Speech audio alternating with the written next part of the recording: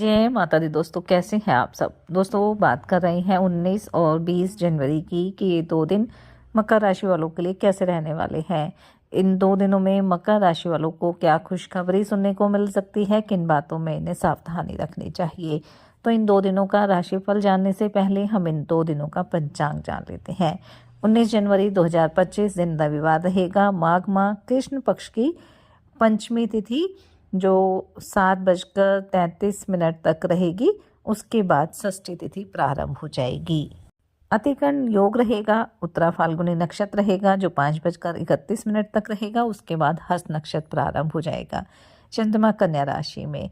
अभिजित मुहूर्त का समय रहेगा 12:10 से 12:53 तक। राहुकाल का समय रहेगा शाम 4:29 से 5:49 तक। अब बात करते हैं 20 जनवरी की। 20 जनवरी 2025 दिन सोमवार रहेगा, माघ माह कृष्ण पक्ष की षष्ठी तिथि जो 10:01 तक रहेगी। उसके बाद सप्तमी तिथि प्रारंभ हो जाएगी। सुकर्मा योग रहेगा, हस्त नक्षत्र रहेगा जो 8:31 तक रहेगा। उसके बाद चित्रा नक्षत्र प्रारंभ हो जाएगा। चंद्रमा कन्या राशि में। अभिजित मुहूर्त का समय रहेगा 12:11 से 12:53 तक।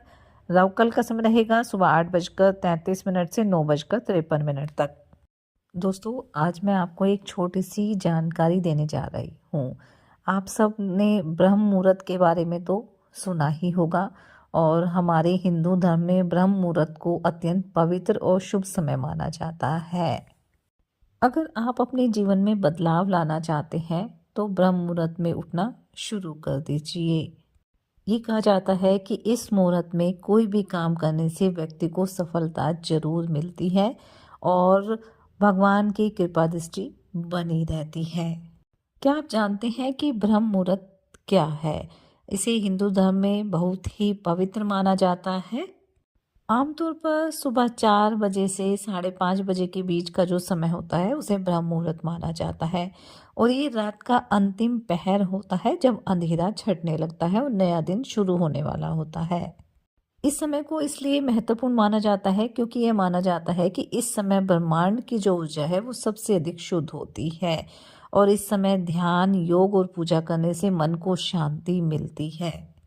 पुराणों की अगर बात की जाए तो ब्रह्म मुहूर्त में देवलोक से देवी देवता पृथ्वी पर आते हैं और हमारे घरों का भ्रमण करते हैं और इस पावन समय में उनका आशीर्वाद पाने के लिए अगर हम इस वक्त पूजा अर्चना करते हैं तो हमें शुभ फल की प्राप्ति होती है।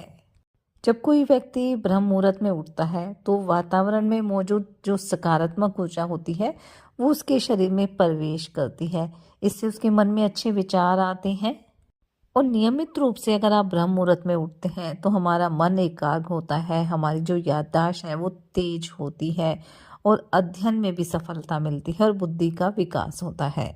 तो अगर आपके लिए भी संभव हो तो आप ब्रह्म मुहूर्त में उठें और थोड़ी देर अपने मन को शांत करते हुए ध्यान में लगाएं और इस दौरान गायत्री मंत्र का आप जाप कर सकते हैं और इस मंत्र का जाप करने से मन को शांति मिलती है और सकारात्मक ऊर्जा का संचार होता है। तो अगर आपके लिए संभव हो तो आप कुछ समय ब्रह्म मुहूर्त में उठकर देखिए, आपको बेहद ही सुकून भी मिलेगा, एक ताजगी, एक सकारात्मक ऊर्जा आपके अंदर रहेगी।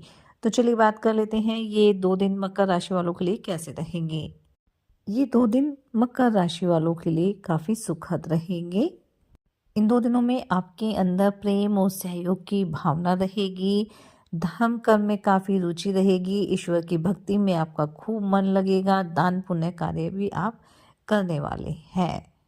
जो जातक बेरोजगार है उन्हें रोजगार से संबंधित कोई शुभ सूचना इन 2 दिनों में सुनने को मिल सकती है। अगर आपका कोई काम लंबे समय से रुका हुआ था तो वह भी इन 2 दिनों में पूरा हो सकता है। पारिवारिक दृष्टिकोण से भी ये 2 दिन आपके लिए अच्छे रहेंगे, लेकिन थोड़ा सा आपको अपने घर परिवार के सदस्यों से बातचीत करते समय सोच समझकर बोलना होगा और अपने व्यवहार को मधुर बनाकर चलना होगा।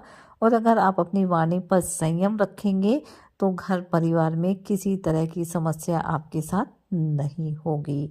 दाम्पत्य जीवन सुखद रहेगा, लेकिन जीवन साथी के स्वास्थ्य का पूरा ध्यान देने की आवश्यकता रहेगी। अगर आप राजनीति की तरफ अपने कदम बढ़ा रहे हैं तो इस बात का ध्यान रखिए कि किसी भी व्यक्ति से आपकी कहासुनी हो सकती है, इसलिए थोड़ी सावधानी बरतनी होगी। जमीन जायदाद से संबंधित मामलों में भी आपको सोच समझकर बोलना होगा। सामाजिक कार्यक्रमों में भी आप बढ़ चढ़कर हिस्सा लेंगे। अगर किसी नई प्रॉपर्टी की खरीदारी आप करना चाह रहे हैं तो आपके लिए अच्छा तो रहेगा, लेकिन जो भी ज़रूरी कागजी कार्रवाई होती है वो आपको ध्यानपूर्वक करनी है।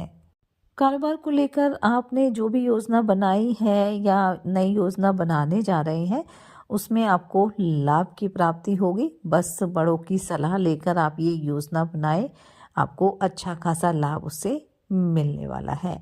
आर्थिक स्थिति पहले से बेहतर रहेगी, लेकिन फिजूल खर्चों पर नियंत्रण करके चलेंगे तो आगे चलकर भी आपको किसी तरह की समस्या नहीं होगी।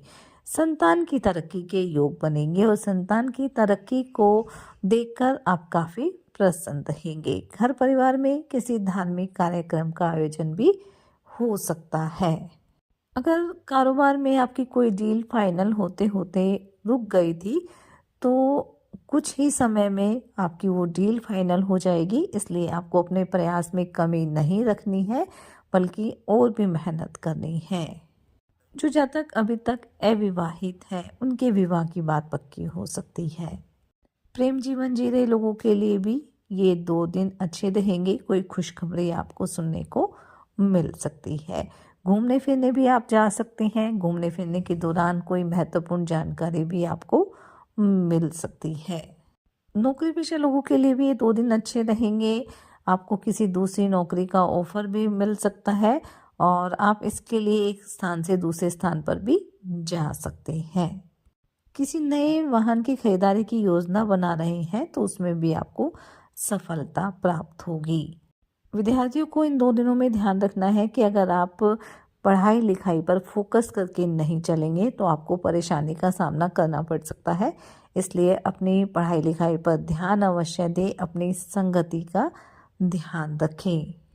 महिलाओं के लिए 2 दिन अच्छे रहेंगे। कामकाजी महिलाएं अपने कामकाज और अपने घर परिवार के बीच तालमेल कायम करने में सफल रहेंगी।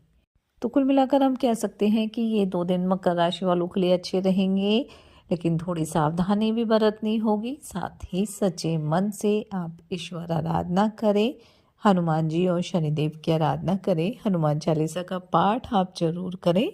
अपनी सामर्थ्य अनुसार गरीब और असहाय लोगों की मदद करें, अपने बड़ों का सम्मान करें।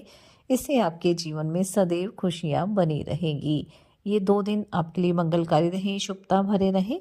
इसी मंगल कामना के साथ जय माता दी।